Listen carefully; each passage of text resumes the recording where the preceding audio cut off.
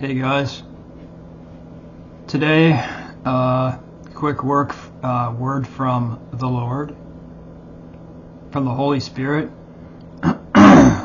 inside of me. Not that well again. It's actually it's my back. My back is pounding right now.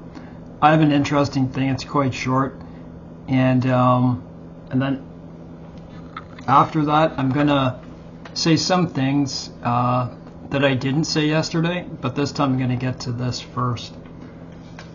This is it's hard to do these videos like this, man. This is 1 Samuel 6. This is a part that it's just a little small part that maybe you read through and didn't understand. This is when the Philistines took the ark from, they won in battle. They slaughtered, like, I don't know what it was, 30,000 Israelites, and so the Philistines took the ark away, and what's his name? Eli. So Eli was, like the high priest in the house of God, and his son was, man, I have so much pain, it's so hard. What are their names again? Phinehas and I'll have to read, but their sons died, and they go to put the, so the Philistines go to put the ark in the house of Dagon, and when they do that, they're absolutely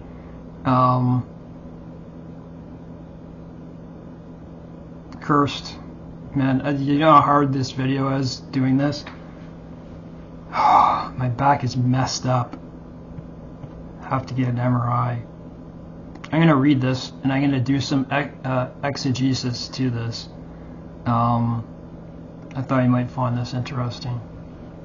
It's like in this videos, I don't even know, like, like I'm trying to get to the point, I can't even think that my back is hurting that much.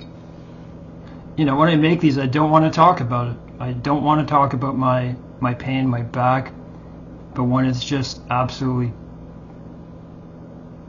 I woke up this morning and I had a long sleep because of going to the hospital yesterday, and like 11 hours to make up for my sleep, and I woke up and it was almost like my kidneys were being crushed, but it was coming from the back, and just brutal, man. Alright, so let's read this.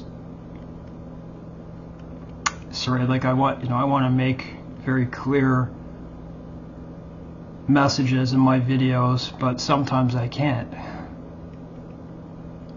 Alright, the ark returns to Israel. Now okay, so let's just say before this passage, I won't go back to there. That was when they took it back, when they took it from the Israelites, because obviously the glory wasn't with them.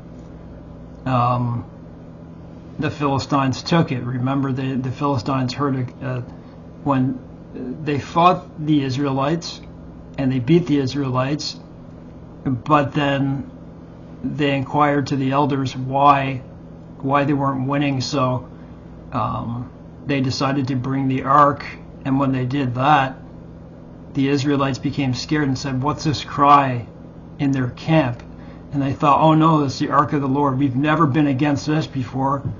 Look what they did to Egypt. Don't harden your hearts." That's what they said. Oh, wait, no, that was after. Anyways, so they said, we have to conduct ourselves like men in order to beat the Israelites, and they did. And there was a great slaughter.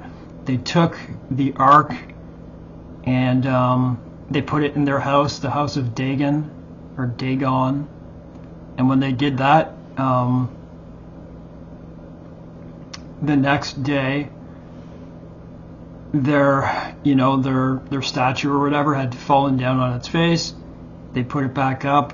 The next night it fell over again, but this time it broke the head off and another piece off. It just left the body, and it said that they never ever walked on that threshold again to this day. That's what it says. Then I'll get to this part Let's read this. The ark returned to Israel. Now the ark of the Lord was in the country of the Philistines 7 months. There's that 7, right? And the Philistines called for the priests and diviners, saying, "What shall we do with the ark of the Lord? Tell us," because it was plaguing them, right? It was giving them tumors and rats.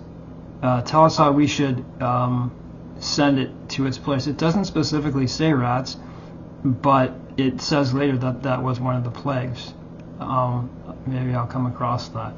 So they said, if you send away the ark of the God of Israel, don't send it empty, but by all means return it to him with a trespass offering.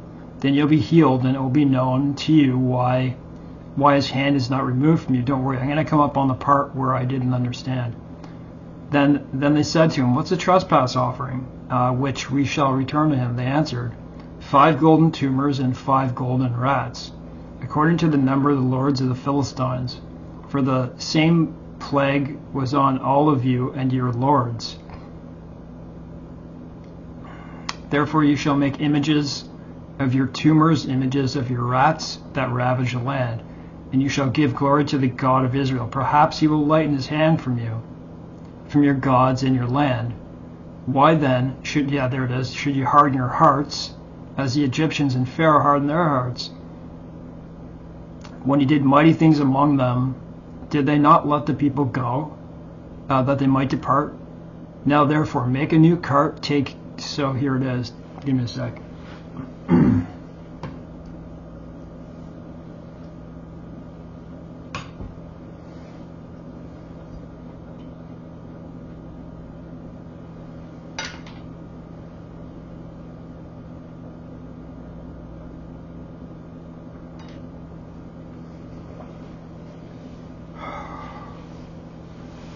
I know some people with pain follow my videos. You know what this is like. Hey, it's so hard to make a video like this. Like, I don't know the exact spot that's pulled on my back, but it's because it's so diffuse, and like it goes from my mid back all the way out. I don't know, man. I guess I'm gonna have to wait for an MRI. So now therefore make a new cart, and so I hope you're watching me for hope, right? That's what I'm hoping, people who have pain. Now therefore make a new cart, take 2 milk cows, which have never been yoked, and hitch the cows to the cart, and take their calves home, away from them. Then take the ark of the Lord and set it on the cart, and put the articles of gold which you are returning to him as a trespass offering in a chest by its side. Then send it away and let it go, and watch if it goes up the road to its own territory to Beth Shemesh. Then he has done us this great evil. But if not, then we shall know that it's not his hand that struck us. It happened to us only by chance. Here it is right here. Then the men did so. They took 2 milk cows and hitched them to the cart, and shut up their calves at home.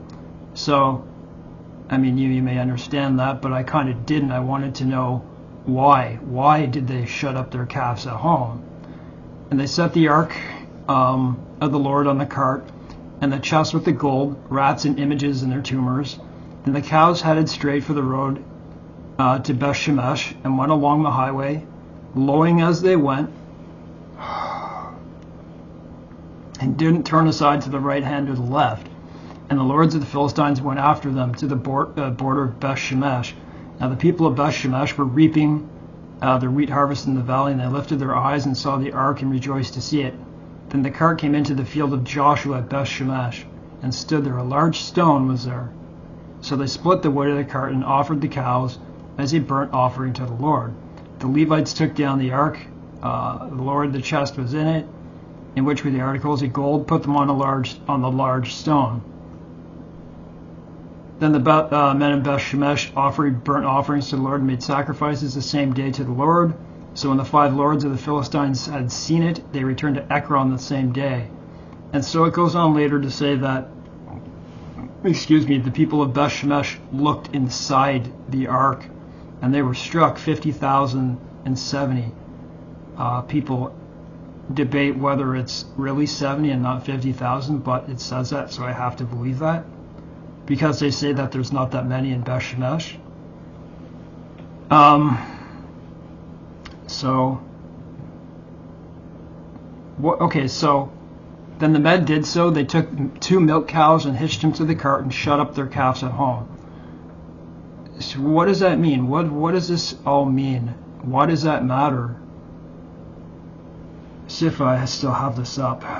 Of course I don't. I forget where it was, man. Okay, so I wish I had that explanation, but why did they use that instead of, I think they said instead of a heifer? And the reason is, like, why 2 milk cows? Because there's a lot more to this than just putting it on an animal and letting it go down the road. The reason, this is what I was looking at, shut up their calves at home. So I thought to myself, well, it'd be pretty hard to split the milk cow from the calves, right? That's number one. Sorry, I'm trying to eat as I'm doing this.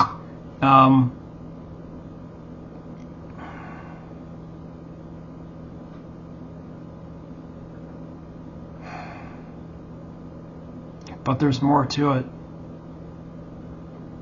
You know, I would erase these videos, but I think it's... people do editing when they're not, you know, doing well.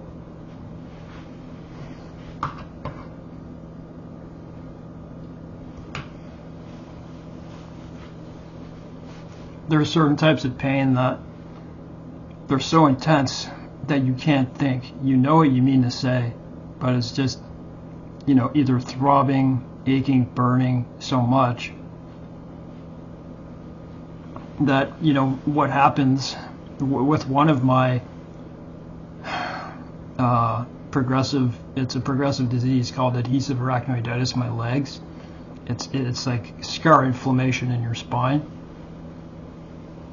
With this disease, it's the most painful there is on the planet, above CRPS, or at least, well, no, yes, it's more painful than CRPS. And one of the symptoms, or sorry, like rather the, one of the,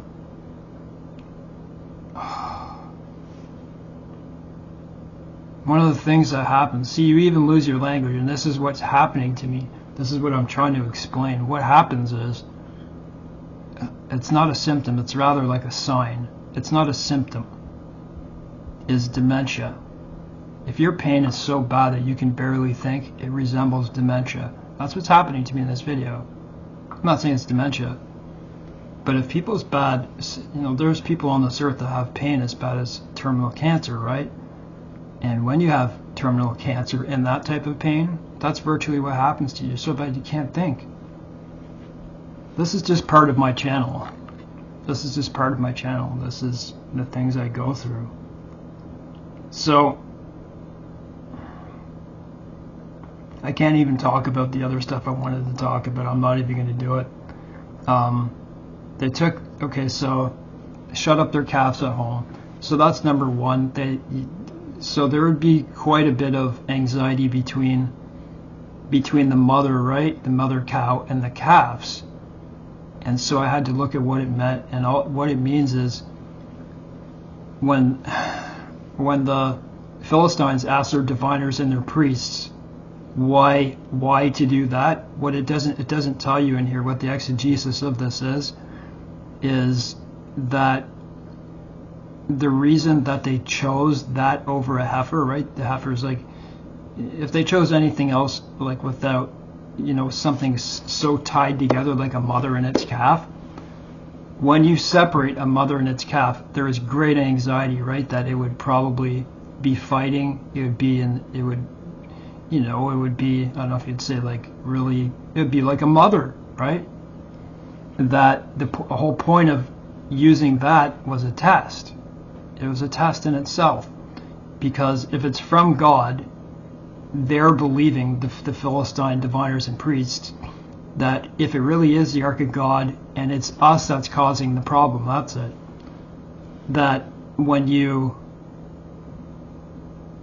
tie the cart, if it goes straight down the road towards the Israelites, then it's from God. But if they act like a mother would, right? You know, like trying to get back to its calf type thing, it would be doing, you know, it would be going to the right hand or the left. And so it didn't. It went straight forward, therefore it was from God. I'm going to shut this off, and that's all I wanted to say. I could elaborate. I'll probably make a video later. Very hard at this time of day. I don't know. You know, when I used to make videos, I think it's better to edit this stuff out, but it's better to show weakness, I believe. I don't know. So there it is. That was 1 Samuel 6. That was 1 Samuel 6, and it's 1 Samuel 5 too. Anyways, God bless, guys. I need your prayers. I need your prayers.